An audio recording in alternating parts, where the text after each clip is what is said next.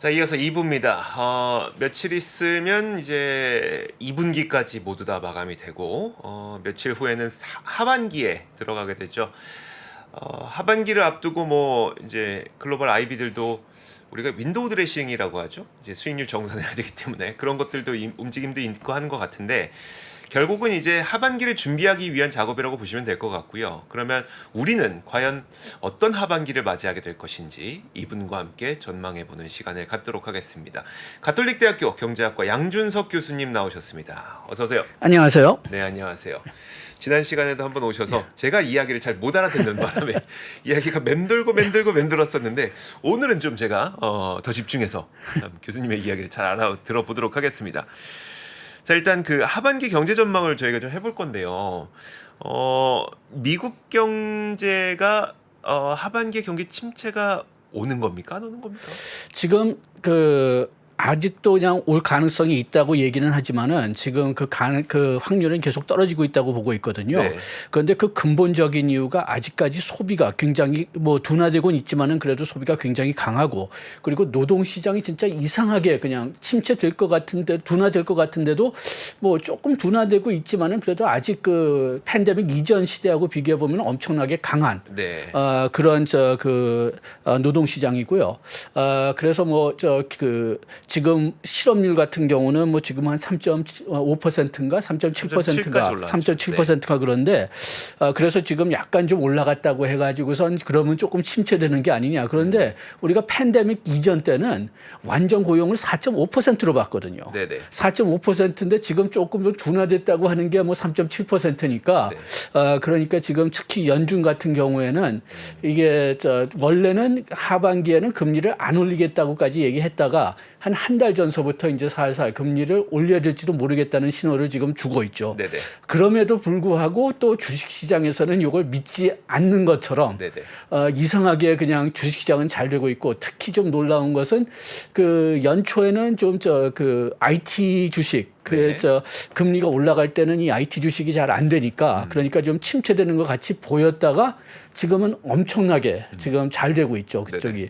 그래가지고선 뭐 미국 일부 비즈니스 신문들 보도를 보면은 네. 지금 연준이 뭐 주식시장하고 싸우고 있다는 표현까지도 쓰더라고요. 지금 너무 과하게 낙관적으로 지금 하반기하고 내년을 보지 않느냐. 그래가지고 하여튼 그렇지만은 지금 일단 통계를 보면은 그래도 상반기에는 그래도 좀 침체 가능성 그렇지 않으면 연착륙 가능성이 뭐 좀 혼존돼 있었는데 맞아요. 그런데 지금 지난 한두 달 정도의 통계를 본다면은 이거는 완전히 소프트 랜딩 그러니까 연착륙 쪽으로 지금 가고 있습니다.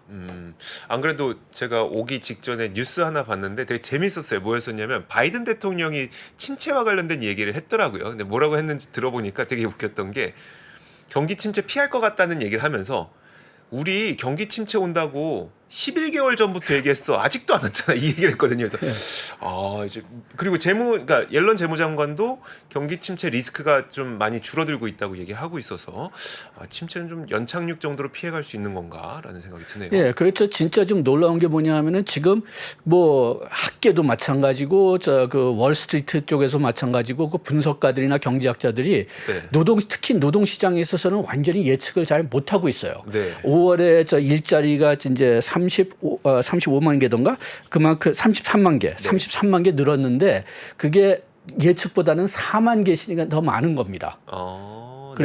그리고 또 GDP 성장률도 예측보다 좀 더 높게 나왔고 그다음에 지금 노동시장이기도 했지만은 노동시장이 이제 첫째 발표 나온 다음에 이게 조금씩 이제 좀 수정되잖아요. 그런데 수정치가 4월, 5월 5월치는 아까 얘기했잖아요. 33만 나왔고 네네.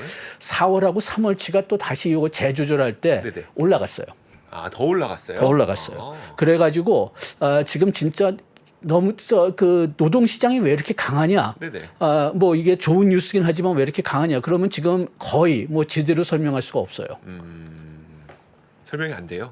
그러니까 뭐 나오는 설명을 본다면은 팬데믹 때 사람들을 너무 많이 잃어가지고 그쵸. 지금 인건비가 오르지만은 그래도 사람을 잃기 싫다. 나중에 좋은 사람들 지금 구해놨는데 그 사람들 잃으면은 나중에 또다시 구할 때 너무 문제가 있을 거다. 그래가지고선 지금 해고를 하지 않고 계속 그냥 구하고 있다. 뭐 그런 얘기가 나오고 또 지금 일단은 1분기에는 저 그 보복 소비 영향이 아직도 있어가지고선 네네. 서비스 측이 이제 고용이 많았는데 그 아무래도 저 서비스 쪽은 저 그 노동자 수요가 많으니까 네네. 그렇기 때문에 그쪽에 그것 때문에 올라가지 않느냐. 뭐 그런 얘기도 있고 하지만은 근본적인 이유는 지금 잘 그 파악하지 못하고 있고요. 금리가 이만큼 올라갔으면은 경기가 침체돼야 되는 게 보통인데 네네. 좀 침체되지 않는다. 그래가지고선 그것도 조금 좀 애매한데 제가 개인적으로 조금 그 의심하는 거라고 해야 될까? 네네. 그거는 지금 우리가 지난 한 10년 동안 봤을 때 네. 통화 정책의 힘이 진짜 좀 많이 떨어진 것 같아요. 우리가 저 2008년 금융위기 다음에 네. 금리를 계속 그냥 뭐 그 2008년 이전에는 상상하지 못할 정도로 이제 우리나라도 그렇지만은 뭐 선진국 대부분이 진짜 그냥 굉장히 낮게 네. 내렸는데 근데 2008년서부터 팬데믹까지는 이게 저 경기 그 부활 효과가 별로 그렇게 없었거든요. 그 주식 시장은 많이 내린다고. 떴지만. 네네. 그런데 실물 경제는 그렇게 많이 안 떴는데 그런데 팬데믹 동안에 재정 정책을 많이 쓰기 시작하니까 네. 정부가 돈을 많이 풀기 시작하니까 그때는 이게 그 인플레이션이 되게 크게 올라간 거죠. 지금 그 금년 한 몇 달 전에 저 미국의 저 블란셔드 경제학자하고 그다음에 바이니키하고 같이 쓴 논문이 있었는데 네. 거기에 왜 미국의 인플레이션이 그렇게 높았느냐? 네. 우리가 팬데믹 때문에 공급망이 그 망가져 가지고선 인플레이션이 올랐을 거다. 네네. 그거는 뭐 세계 다 마찬가지지만은 미국이 다른 나라들보다 인플레이션이 더 높았던 이유는 네. 거기에다가 아주 엄청난 재정 정책을 썼다. 팬데믹 동안에. 정부가 돈을 푼게 정부가 돈을 너무 어떤 면에서는 돈을 그냥 푼 것도 아니고 사람들한테 직접 줬잖아요. 찍어 수표로 줬죠. 수표로. 그렇죠. 자. 그렇게 되니까 이 사람들이 충분히 돈이 있고 그리고 뭐 통계로 보면은 저축이 상당히 늘어나니까 이걸 가지고 이제 해고됐다 뭐 회사 못 간다 해도 계속 그 지출을 네네. 유지한 건데 오히려 이 지출이 늘었죠. 네네. 그런데 이 지출이 그 팬데믹도 아니니까 뭐 서비스로는 쓸 수가 없잖아요. 뭐 식당 갈 수도 없고 뭐 네네. 여행 갈 수도 없고 그래가지고서 내구재를 샀다는 거죠. 네네. 그래서 그 통계를 보면은 그 내구재나 저 상품 그 수입이나 소비가 엄청나게 늘었는데 동시에 지금 팬데믹 때문에 공급망이 막혀 있었으니까 네. 수요가 그렇게 오르면서 인플레이션이 그 미국에는 그 엄청나게 그렇게 그러니까 뭐 다른 나라들 다 공급망 측면에서 인플레이션 맞은 건 마찬가지인데 미국은 그렇게 많이 돈을 풀었기 때문에 또 수요 측면에서 또 추가적인 인플레이션 요인이 있지 않았느냐. 그래가지고선 지금 그래서 그 바이든 대통령이 들어오면서 또 금년에 들어오면서 또 재정 정책 IRA 네네. 이런 것도 지금 돈이 많이 풀어지고 있거든요. 그렇죠. 그렇기 때문에 우리가 지금까지 생각했던 것보다는 통화 정책의 힘은 많이 떨어졌고 금리 네. 영향은 많이 떨어졌고 재정 정책의 힘은 우리가 전에 생각했던 것보다 엄청나게 크지 않나. 그러다 보니까 금리를 이렇게 계속 올려도 경제가 잘 버티더라. 그렇죠. 그러니까 지금 그 부분적인 이유는 지금 미국 정부가 아직까지도 돈을 네네. 많이 풀고 있으니까 그 이번에 IRA 때문에 뭐 프로젝트 같은 것도 많이 하고 뭐 지금 그 미국 제조업에 대한 투자가 엄청나게 세졌다고 하더라고요. 네네. 지금 이제 뭐 반도체 보조금도 그렇죠. 주고 뭐 기업들 돌아오라고 해외에서 그런 내리주고. 보조금도 주고 뭐 그러니까 지금 그런 면에서는 그 제조업에 대한 투자가 굉장히 많이 늘었다고 하니까 그것 때문에 지금 금리가 올랐다고 해도 지금 이 경제 활동 특히 노동 시장은 그렇게 별로 떨어지지 않는 게 아니냐 좀 그런 의심이 좀 들어요. 의심은 아닌 것 같고 그런 이론이 그런 이론이 있지만은 뭐 저 경제학은 끝에 가서는 테스팅을 해봐야 되는데 그쵸. 테스팅 하려면 아직까지 저 통계가 충분히 없으니까 네. 이게 언제든지 순수하게 경제학 한다면은 이게 문제죠. 통계 가지고 테스팅을 해봐야 되는데 통계가 다 나올 정도가 된다면은 너무 오래돼서 학계로는 괜찮을지 몰라도 네네. 여러분들이 그냥 실제 생활에 쓰기로는 그러니까요. 조금 좀 시기가 너무 늦죠. 농담 삼아 교수님 10년 후에 이 자리 나오셔서 그때 이것 때문에 이랬던 거예요. 이렇게 설명하는데 우리한테 무슨 소용이 있겠습니까? 뭐 학계에서는 뭐 그거 가지고 먹고 사니까. 그렇죠. 그런데요. 지금 장단기 금리 역전이 거의 100bp 가까이 벌어져 있는 상태잖아요. 그리고 과거에는 이렇게 되면은 결국 은행들은 단기로 돈을 빌려서 장기로 사람들에게 돈을 대출해주고 이걸로 수익을 벌어먹고 사는 그 사업이다 보니까 역전이 되면 결국 금융 시스템 자체가 되게 취약해지는 그런 일들이 있었고 그게 경기 침체로 이어졌던 일들이 있었는데 그럼 지금 이 금리 역전은 침체로 연결 안 될 것 같으세요? 지금 봐서는 글쎄요, 보통 그런 경우가 있다면은 침체로 간다고 얘기하지만은 네. 그렇지만 또 그거를 보면은 침체가 언제든지 왔다고 얘기는 해도 그게 6개월 후에 오는지 2년 후에 오는지 3, 4년 후에 오는지 그거는 굉장히 애매하거든요. 네네. 그리고 지금 실리콘밸리 그 뱅크 때문에 지금 연준이 나름대로 굉장히 주의를 하고 있고 네. 그다음에 거기에 대해서 대출해주는 패실리티도 지금 활발히 사용하고 있고 그렇기 때문에 지금 당장은 꼭 그런 문제는 없을 것 같습니다.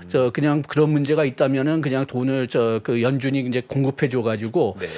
그런 거기서 나오는 문제를 좀 최소화시킬 거는 같은데 네. 그런데 지금까지는 또 은행들이 아까 얘기했지만 상반기에는 좀 침체 가능성이 높을 것 같다고 해가지고선 조금 좀 대출을 좀 꺼리는 네네. 그런 측면이 있었는데 지금 갈수록 그게 좀 더 활발해지지 않을까 그래가지고선 활발해진다는 게 꺼리는 게 활발해진다는 거예요? 아니 그러니까 이제 대출이 좀 더 이제 많이 이루어지지 않을까. 대출이 많이 이루어진다. 예. 네네. 그렇게 된다면은 지금 말씀하셨던 그런 문제가 또 일어날 수도 있기는 한 거지만 네. 지금 상반기에는 그 경기 침체 가능성이 좀 무섭고 그 SVB 사태 때문에 좀 대출도 꺼리고 그래가지고선 그런 현상이 잘 보이지는 않았던 것 같아요. 금리 역전이 있었다고 해도.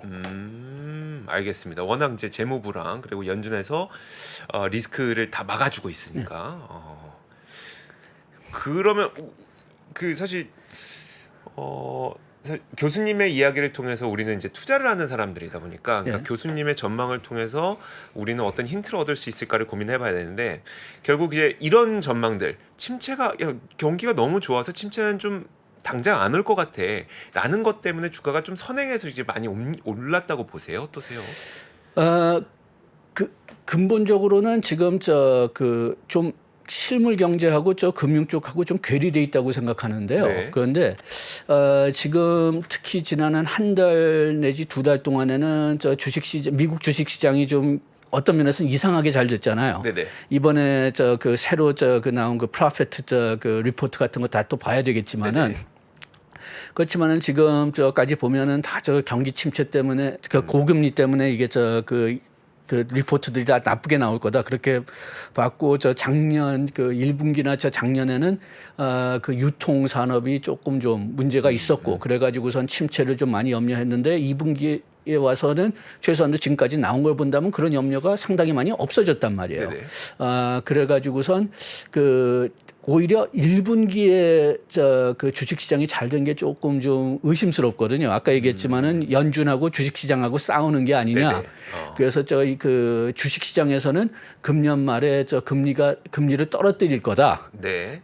연준에서는 계속 안 할 거라고 그렇게 얘기했는데 주식시장에서는 계속 그걸 믿고 거기에 따라서 움직였다는 기분이 좀 드는데 그렇다면은 지금 연준이 이제 오히려 올릴 가능성이 크다고 얘기했잖아요. 그렇기 때문에 주식시장 측면에서는 조금 좀 가라앉지 않을까 좀 그런 생각이 들긴 하는데 그래도 계속 지금 현재 같은 상황으로 간다면은 상승 추세로 갈기는 할 것 같아요. 네. 다만 상반기에 S&P 같은 경우를 본다면은 14.5% 지금 1월 1일서부터 어제까지요. 다우는 지금 2.4% 그리고 나스닥은 진짜 그냥 나도 놀랐는데 30.5% 올랐는데 그 정도까지는 안 될 것 같아요. 그렇지만은 지금 진짜 연착륙 쪽으로 나간다면은 그리고 인플레이션이 계속 지금과 같이 좀 떨어지는 추세라면은 그러면은 좀 상승 추세는 계속되지 않을까. 다만 아까 지금 막 얘기했지만은 상반기처럼 그렇게 많이 올라가지는 않을 것 같아요. 알겠습니다. 그럼 경제학자로서 보시기에 금리는 더 올릴 것 같으신가요? 지금 연준은 지금 요거를 좀 부인하고 있지만 제 개인적인 생각으로는 지금 2번을 올린다는 신호를 줬지만은 그 2번을 꼭 올린다는 것보다는 만약 인플레이션이 계속 올라간다면은 2번 올릴 자기네들의 선택권을 가지고 싶다. 그렇게 생각하는 것 같아요. 그게 어떤 표현일까요? 그러니까 인플레이션이 진짜 좀 잘 잡히면은 네. 그러면은 안 올려도 되고 네. 인플레이션 특히 근원 인플레이션이 계속 올라가면은 그러면은 뭐 한 번 내지 두 번 올리겠다. 그런데 아무 신호 없이 갑자기 올리면은 그러면은 또 문제가 생기니까 그러니까 그 시장한테 이거를 올릴 가능성이 없어진 건 아니다. 아까 네. 얘기했지만은 상반기에는 내릴 거라는 그 생각이 좀 팽배했는데 네. 그것도 좀 막아보려고 하는 거고, 그래가지고선 이번에 두 번 올릴 수 있다는 신호를 준 것 같은데, 이 5월 인플레이션 숫자를 보면은 진짜 올릴 수 있을 가능성이 충분히 있어요. 그 이유가 뭐냐 하면은 그 인플레이션 자체가 그 5월 한 달 뭐 보든지 아니면은 12개월로 보든지 상당히 이제 낮기는 한데 네네.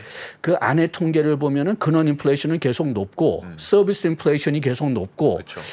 다만 그러니까 그 인플레이션 그 뭐라고 할까요? 그 모멘텀 그러니까 추세가 떨어졌다기보다는 네. 서비스 쪽은 계속 인플레이션 추세가 좀 높아요. 조금 떨어지긴 했지만 그렇지만 에너지 가격이 많이 떨어진 거예요. 그렇죠. 그래서 에너지 가격 쪽에서 이제 그 서비스 쪽에서 올라간 걸 에너지 쪽에서 상쇄시킨 거지 그냥 인플레이션이 전체적으로 떨어진 것 같이 보이지는 않거든요. 만약 이 추세가 계속 이렇게 된다면은 그러면 한두 번 더 올릴 가능성은 있을 것 같아요. 그런데 지금 가장 중요한 것은 서비스가 어떻게 움직이느냐. 그래서 그 근원 인플레이션, 서비스 인플레이션이 얼마큼 올라가느냐인데 그 서비스 인플레이션을 보면은 주로 이제 그 거주지, 쉘터 가격 때문에 지금 그 올라가는 추세인데 네.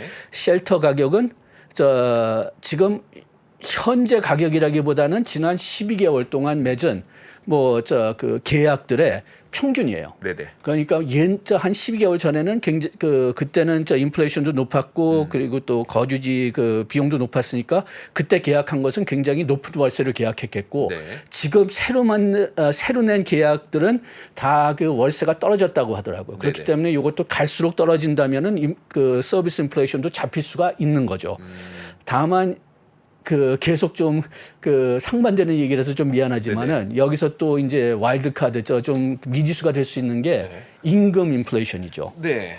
그런데 임금 인플레이션은 지금 좀 낮아지곤 있지만은 그래도 그 연율로 하면은 지금 2%보다 훨씬 더 높게 가고 있기 때문에 그렇기 때문에 그 계속 그 임금이 높아진다면은 서비스 인플레이션을 못 잡을 가능성도 있지만은 지금은 전반적으로 내려간 추세기는 합니다. 알겠습니다.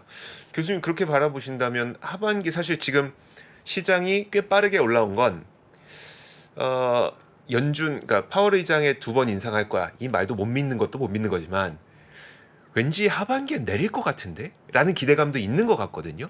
그러면 올해 교수님께서 보시기에 금리 인하 가능성 있을까요? 인하 가능성은 저는 거의 없다고 거의 봅니다. 없다고 만약 그 있다면은 그러면은 진짜 그냥 갑자기 우리가 생각하지 못한 데서 어떤 사건이 터지는 거예요. 그러니까 뭐 지금 너무 안 좋아지는 거네요. 너무 갑자기 안 좋아지는 뭐 어떤 분들의 얘기는 그런 지금 뭐 수류탄이 지금 미국의 상업 그 부동산 쪽에서 있다고 얘기는 하는데 글쎄요. 저는 개인적으로는 그거는 좀 그 터지지는 않을 것 같고 왜냐하면 지금 그 팬데믹 전보다 그쪽에 수요가 줄어든 건 사실이지만 또 다시 또 이제 사무실로 돌아오는 그런 추세이기 때문에 그거는 제 생각으로는 터지지 않을 것 같지만 만약 거기서 터진다면은 그러면은 금리를 내릴 가능성이 있긴 한데 그런데 오히려 그때는 경제 혼란이 더 심해질걸요. 그러니까 뭐라고 할까요? 그냥 우리가 원하는 방향으로 움직이는 건 아니죠. 그러니까 금리 인하 신호가 나오는 순간 사실 그거는 경제가 더 안 좋다는 이야기일 수 있기 때문에 이건 오히려 좋은 게 아니다. 그렇죠. 지금 그 금리가 내려갈 가능성은 갑자기 그 어디서 뭐가 터졌기 때문에 그렇기 때문에 경기가 갑자기 나빠질 가능성이 있다든지 금융 시스템이 굉장히 갑자기 취약해질 수 있다는 그런 가능성 때문인지 그러면은 요거는 좀 뭐라고 할까요? 우리가 좀 보통 경제 그 경기를 활성화시키려고 그 금리를 내리는 게 아니라 패닉 상태를 피하기 위해서 금리를 내리는 게 될 것 같아요. 그런데 패닉 상태 들어가면은 뭐 우리나라 투자자들도 뭐 좋을 건 없죠. 누구도 좋을 거 없죠. 전 세계 누구도 좋을 거 없죠. 그래서 이제 유럽 한번 여쭤보고 싶은데 그 유럽은 왜 이렇게 그 물가 떨어지는 속도가 낮은 거예요? 예, 아까 얘기했지만은 처음에는 미국 속도가 더 빨랐죠. 네네. 처음엔 미국 속도가 빨랐는데 언제서부터 이렇게 좀 뭐 역전이라고 해야 될까요? 네. 역전이 된 게 저 그 우크라이나 저 침략이죠. 네네. 그 러시아가 우크라이나 들어갔을 때 왜 그렇게 된다면은 지금 그 아직까지도 저 독일 특히 독일 같은 경우에는 에너지를 그 너무나 많이 그 러시아에 러시아로부터, 의존하고 네. 있었기 때문에 또 그 식량 같은 것도 너무나 우크라이나에 저 의존하고 있었기 때문에 그렇기 때문에 뭐 다른 지역 뭐 거기서 나온 그 어떤 문제들 때문에 전 세계 가격이 올라갔긴 했지만은 직접적으로 타격을 받는 곳은 바로 옆에 있는 유럽이죠. 그래가지고선 유럽이 그 우크라이나 저 전쟁 다음에는 인플레이션이 저 미국보다 더 높아졌고 그다음 그래서 이제 그 대체 에너지 그 원천 같은 걸 찾아야 되고 또 식량 같은 것도 이제 찾아야 되고 그러는데 그게 좀 계속 지금 아직까지도 좀 어려운 거죠. 거기에다가 뭐 영국 같은 경우에는 또 브렉시트 때문에 네. 또 추가적으로 또 이제 물가가 올라가는 게 있고 그래가지고선 지금 오히려 저 미국은 좀 이제 인플레이션이 저 둔화되고 있고 뭐 유럽도 따져보면 둔화되고 있기는 하지만은 네네. 그렇지만 상당히 더 높은 상태에 지금 그 있죠. 아 근데요, 사실 그 WTI 가격만 내려간 게 아니라 북해산 브렌트유 가격도 같이 내려갔잖아요. 예. 그리고 물론 그 제가 최근에 그 유럽 가스 가격을 보진 않았지만 미국 그 저기 헨리 허브 천연가스 가격은 지금 $2대잖아요. 그럼 많이 내려온 거 아니에요? 그래도 아니 그러니까 에너지... 뭐 팬데믹 이전까지 내려가지 않아 저 석유 가격은 뭐 팬데믹 이전까지 내려가지는 않지만 가스 가격은 뭐 거의 그 상태로 네네. 내려간 것 같은데 그런데 그 부분 특히 석유 같은 경우는 저 역시 좀 이건 좀 개인적인 생각이긴 하지만은 네.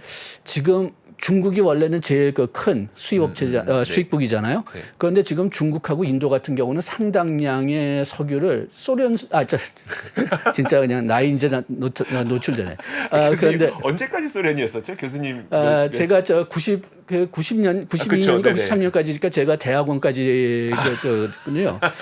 그런데 하여튼 지금 러시아에서 상당히 많은 저 그 석유를 그 중국하고 인도가 사고 있거든요. 네네. 그렇기 때문에 그 세계 시장에서 사지 않고 러시아에서 직접 사니까 그리고 또 경기 침체 물론 거기에 대한 그 수요의 수요 그 저하도 있고 그래가지고선 그 중국의 수요가 다 러시아 쪽으로 넘어가니까 뭐 저 브렌트유든지 그 WTI든지 뭐 그런 데에서는 좀 이제 그 수요가 좀 더 줄어든 것처럼 보인다는 거죠. 네네. 러시아에서 직접 사니까 싸게.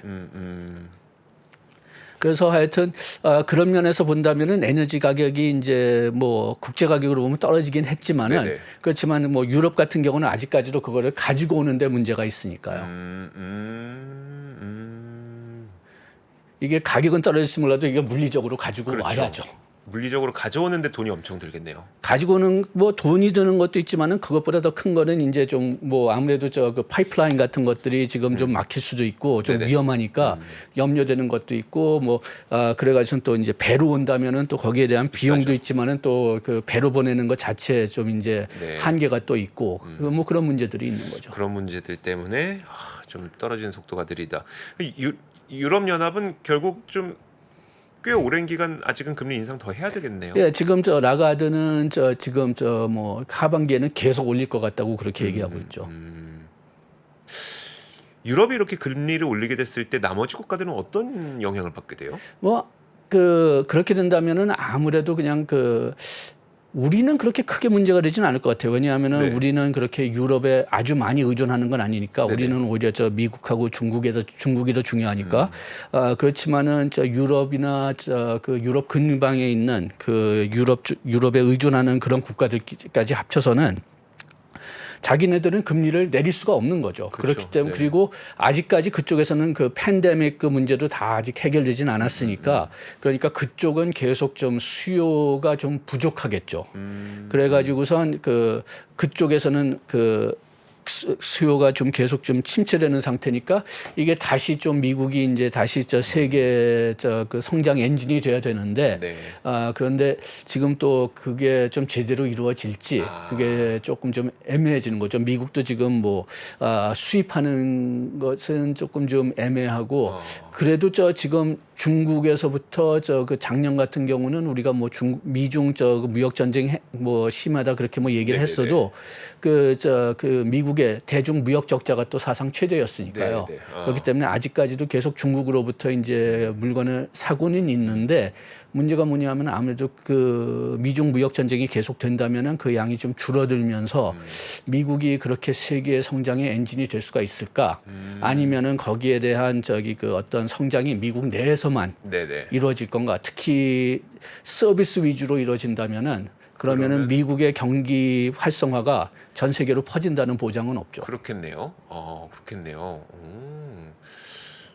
좀 이게 경기 침체가 안 온다고 해도 사실 걱정은 걱정이네요. 계속 남는 거네요. 그렇죠. 뭐 그러니까 지금 뭐 어떤 면에서는 아직까지도 우리가 팬데믹하고 저 우크라이나 전쟁의 여파를 계속 맡고 있기 때문에 네. 그렇기 때문에 좀 뭐라고 할까요? 정상화로 돌아간다는 거는 아직까지도 한 1, 2년은 더 있어야 될 것 같은데요. 알겠습니다. 그 중국도 이제 언제쯤 그럼 회복하게 될 것이냐를 여쭤보고 싶은데 어떠세요? 최근에 움직임 보시면? 글쎄요. 중국도 진짜 좀 어떤 면에서는 수수께끼들이 많아요. 네네. 우리가 다 생각했던 거는 이제 중국이 이제 금년 초에 셧다운 끝나고 락다운 끝난다면은 다시 좀 경제 활동이 정상화될 거라고 생각했는데 네. 지금 그 계속 경기가 둔화되고 있거든요. 다만 그 1분기의 저 성장은 좀 괜찮았다고 얘기는 하지만은 이것도 서비스 때문에 네. 그런데 그거는 어느 정도 이해가 돼요. 왜냐하면 우리가 그 보복 수요라고 하는데 네네. 보복 수요를 그 미국도 보고 우리나라도 본다면은 거의 다 서비스 위주로 이루어졌어요. 네. 그래서 그 너무나 오랫동안 그냥 집안에 박혀 있으니까 하고 싶은 거는 뭐 새 냉장고나 TV 사는 게 아니라 식당에 가서 뭐 먹고 싶다. 네네. 그렇게 되니까 이제 주로 서비스 위주로 회복이 이루어졌고 그렇게 되니까 뭐 우리나라 상품을 수출하는 나라에서는 뭐 그렇게 뭐 빛을 볼 게 없었죠. 그런데 지금 중국 자체도 지금 경기가 침체했기 때문에 저 정부가 좀 더 그 적극적인 활동을 하지 않을까 좀 그렇게 계속 희망하고 있는데 거기서도 그냥 지금 빚이 너무나 문제가 된다고 알고 있어요. 그 부동산 시장이 팬데믹 전서부터 있었던 문제지만은 부동산 시장 때문에 그 중국 내의 빚이 너무 심해졌고 네.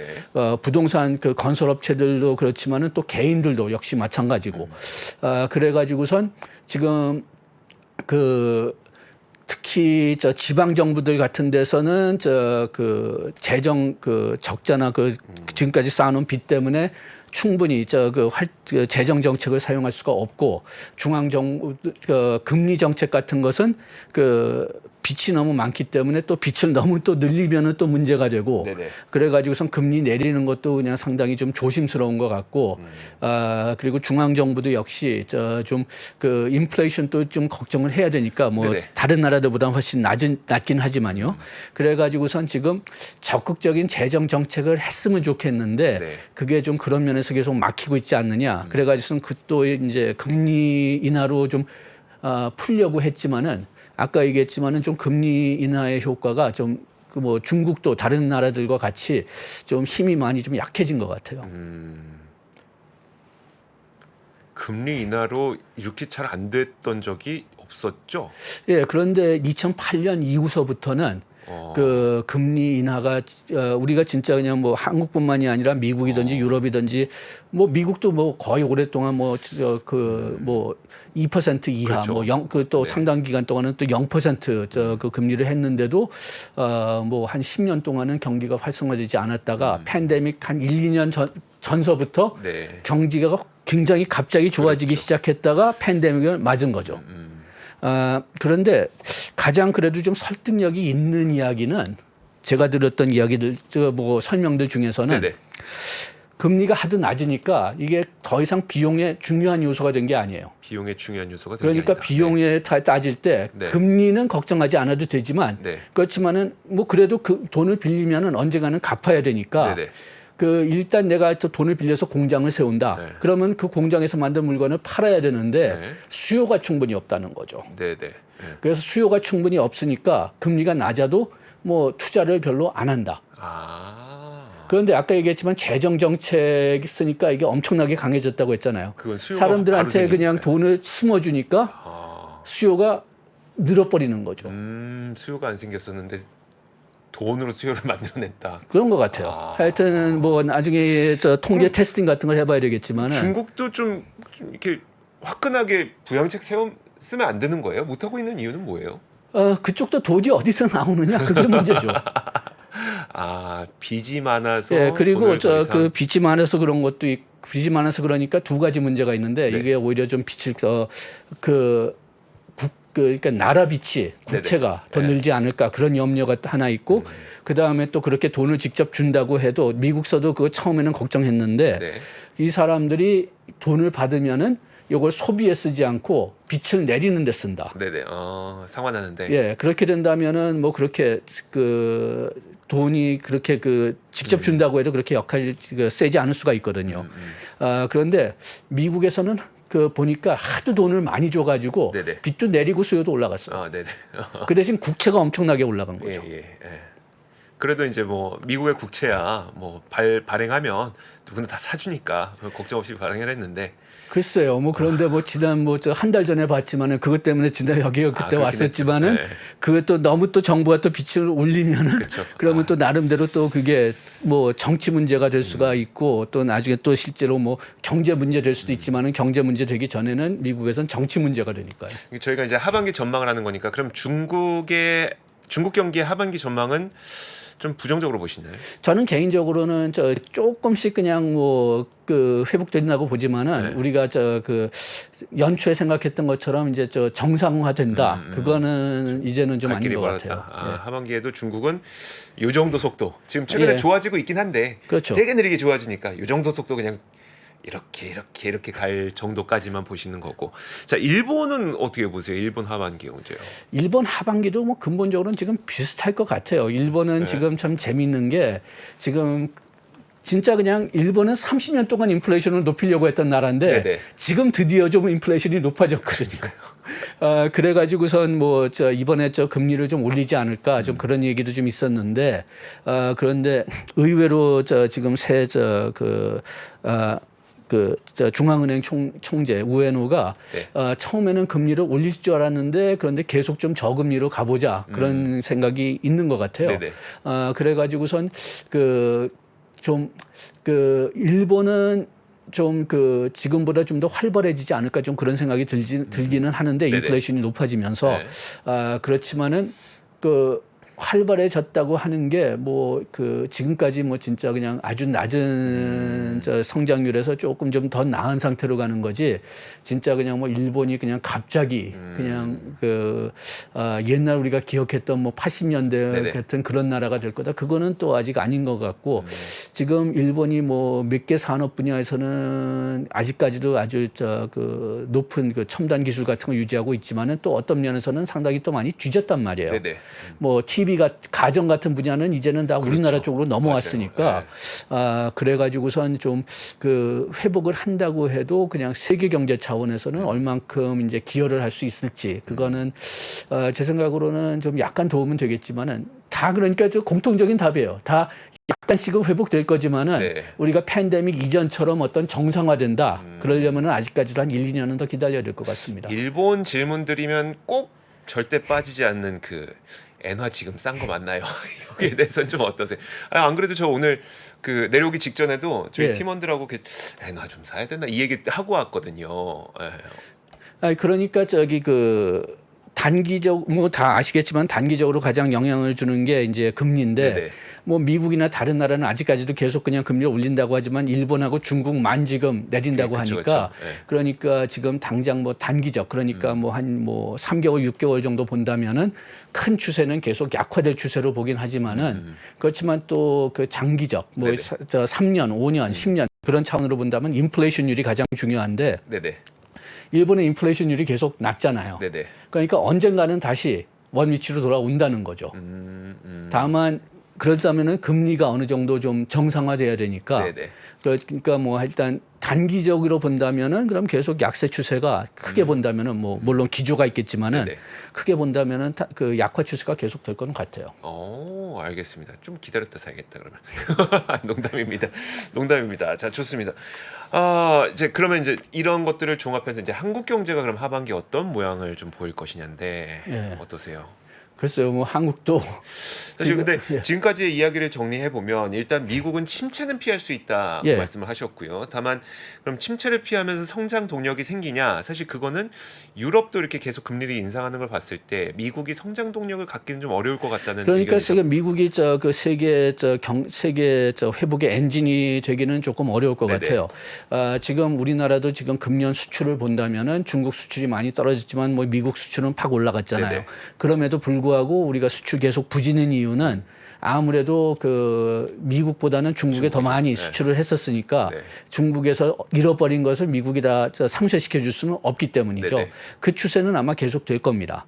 그렇게 해서 수출이 좀 나아지긴 할 거지만은 그렇지. 그리고 또 제 개인적인 생각으로는 월별로 본다면 우리 이제 흑자로 돌아갈 거는 같지만은 네네.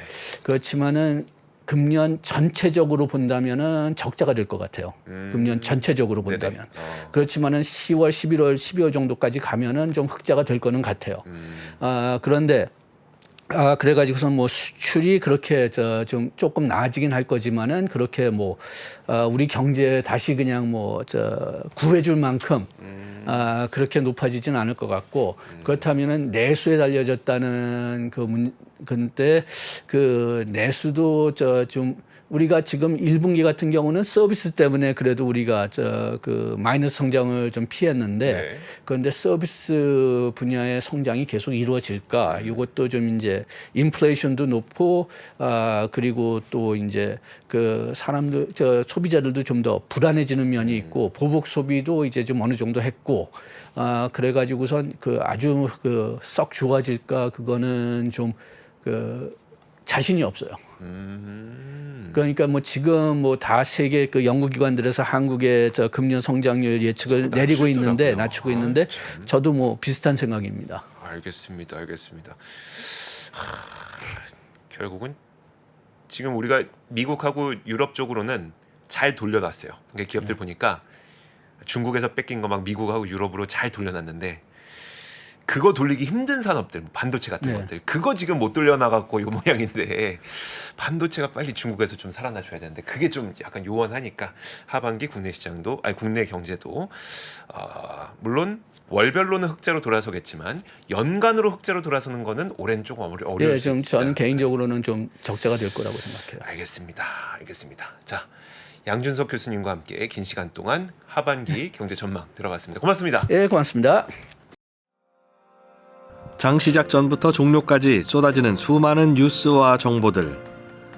이 중에서 어떤 것이 투자에 정말 도움이 되는 정보일까요? 3프로의 증시 셔터맨 박근영 마스터가 직접 정보를 선별하고 투자의 힌트를 드립니다. 시간도 아끼고 투자 아이디어도 얻는 시간, 박근영 부장의 마켓 힌트와 함께 하세요. 자세한 사항은 3프로 TV 앱과 홈페이지를 확인하세요.